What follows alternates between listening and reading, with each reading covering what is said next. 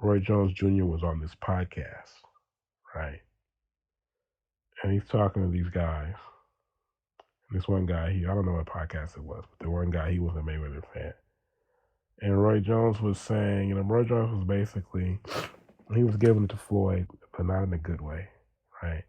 I asked him, is Floyd in his top 5 all time? Roy goes, no.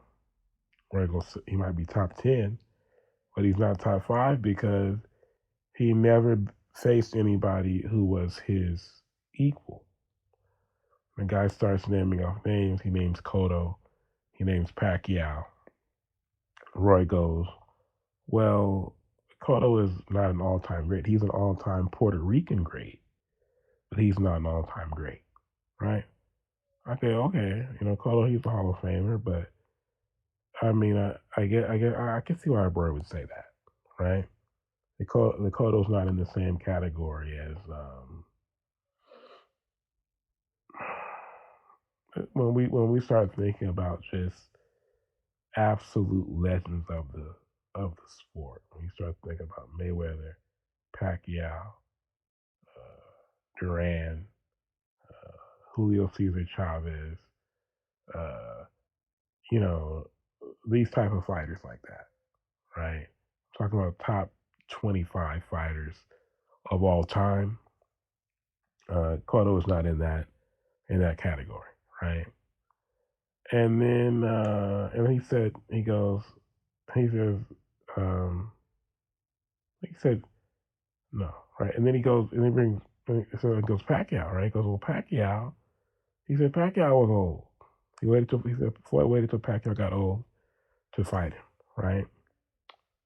Now, when Roy says that, the thing I think of is I remember years ago, there was this post that somebody made on Facebook. It was called "The Curious Case of Floyd Mayweather," right?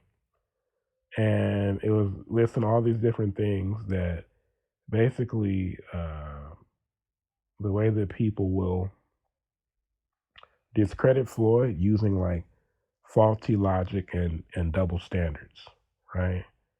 And like so, one of the things was um, like the when Floyd had fought Marquez, right? And people say, well, how come he fought Marquez? Marquez was too small. Marquez was the lightweight champion. Why did he fight Marquez? Marquez is too small, right? But at the same time, everybody was telling him to, they're begging him to fight Pacquiao. But Pacquiao and Marquez are the same size. At that time, they had fought like twice already. They ended up fighting 4 times, right? And so if Pacquiao and Marquez are the same size and they can fight each other, how is it okay for Floyd to fight Pacquiao, but it's not okay for Floyd to fight Marquez, but it's okay for Pacquiao and Marquez to fight each other when they're the same size. But it's not okay. But it's okay. It's okay for them to fight each other because they're the same size. But it's not okay for Floyd to fight Marquez. But it was okay for Floyd to fight Pacquiao. That didn't make any sense, right? But other people would do Floyd.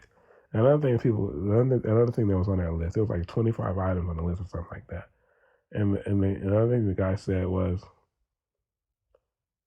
another thing the guy said was, like they accused Floyd of like ducking and cherry picking people or waiting fighters out, I should say, right?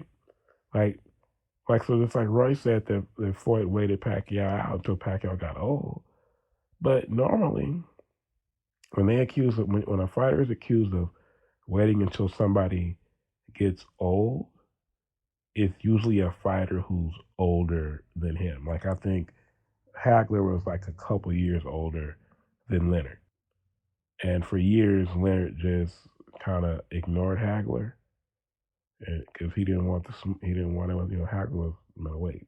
Hagler was one of the top 3 middleweights of all time, right? Ray was a 147 pounder, 154, natural 147. And then, but he didn't really want to fight. He didn't want to fight Marvin Hagler. Marvin Hagler was a monster at 160. He's Marvin Hagler. And so finally, when Duran fought Hagler, Duran was just crazy. He'd fight anybody. Duran fought Hagler and went 15 rounds with him. And one thing Duran showed was that the way to fight Hagler is not by trying to go toe to toe to him, because naturally Hagler was really people thought that Hagler, because of the Hearns fight, Hagler was just this destroyer, right? This seek and destroy artist. But that was because that was just like a once, that's just how that happened that night, right? And then when Hagler got that cut, that just kind of exacerbated it. Is that how you say that word? So that's why you had Hagler and Hearns just going toe to toe. But naturally, Hagler was a counter puncher. So he was somebody who he needed you to come forward and and bring the fight so that he could counter and get his stuff off. Think of it like remember Canelo fought James Kirkland, something kind of like that. And Duran showed that the way to fight Hagler is not to feed into his his counter punching by being aggressive, but to stand back and try to box him. And Duran went 15 rounds with him. Close fight. Hagler, he edged it out, but Leonard, watching that from home, he noticed that, and he noticed the game plan Duran used, and he also noticed that Marvin Hagler just was not the same, and that's when he decided that he would fight Hagler, right? And but Hagler was older than Leonard by a couple of years, so. In the case of Floyd, like with Pacquiao, Floyd is older than Pacquiao. So how can you wait out a fighter who you were older than? That's not usually how that works when people start making those types of accusations. And then so Roy said that. Roy said okay, and he said, well, Oscar was old too. Shane Mosley was old, right? He said, well. And the guy goes, well, I think Floyd, he didn't really have any equals. And then Roy goes, well, Paul Williams. Hey, well, Paul Williams was 6'1", a welterweight. 6'1" welterweight, come on, bro. It's like Tommy Hearns. So you mad that Floyd wouldn't fight Paul Williams because when Floyd is 5'8" and Williams is 6'1", right? People used to be at the Floyd at the time too. And then he goes, and then he brings up, he has to nerve. You're gonna tell me, Roy, that Floyd doesn't get any credit for fighting Pacquiao, Mosley, De La Hoya, and Miguel Cotto, 4 Hall of Fame fighters. And then Roy had the nerve to say Amir Khan would have been like a bad matchup for Mayweather. So what the hell? So you tell me he gets no credit for fighting those 4 Hall of Fame fighters that I just named, and also you're gonna discredit him because he didn't fight Amir Khan? What sense does that make? He said Amir Khan's feet, and they mentioned his hand speed. His hands were faster than Floyd's. I don't know. I mean, styles make fights, but I don't know, bro. I don't know if Amir Khan had the boxing acumen, because Amir Khan was really not a and we're always talking about Amir Khan, his movement, like, because Floyd would have had to go and get Amir Khan, but Amir Khan was never really a. I think Shoefly said it. Abby Kareem said it way back then. He was never really a world class fighter. He was a world class athlete. He had spectacular hand speed, but he didn't really have like if you look at him the way he fought, he didn't really have like his stance and things like that. Um, it wasn't the most. I can't say I don't want to say he wasn't well schooled because Freddie Roach was schooling him, but Freddie didn't have him the whole time, right? By the time Freddie got him, he was trying to fix him, and yeah, I don't know, bro. Like Mayweather's such a great classical boxer, and Amir Khan is just. I mean, Amir Khan, like I said, Amir Khan may have some of the fast hands I've ever seen, especially in combination. It was really something. But his chin was so bad, and I think that um, I mean, I don't know. It's just hard to imagine Amir Khan giving Floyd Mayweather. Like on the one hand, I get it.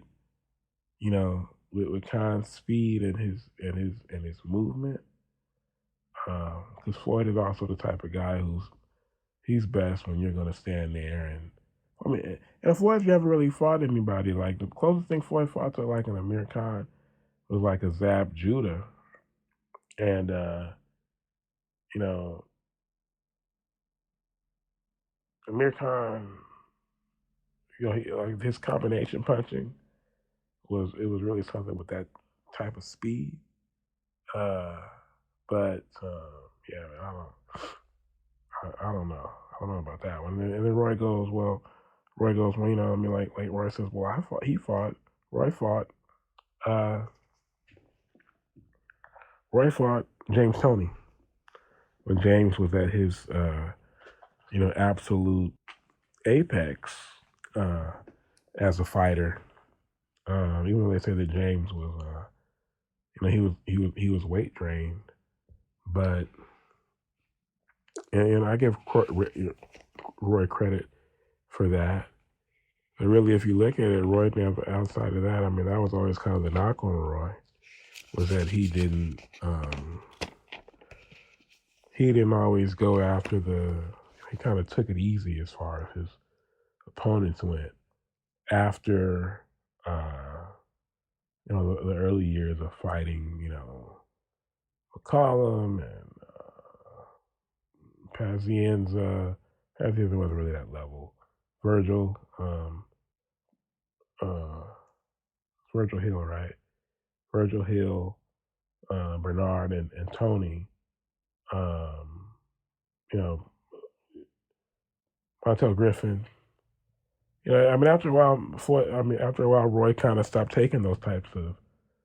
I wouldn't put. I should have mentioned Pazienza, but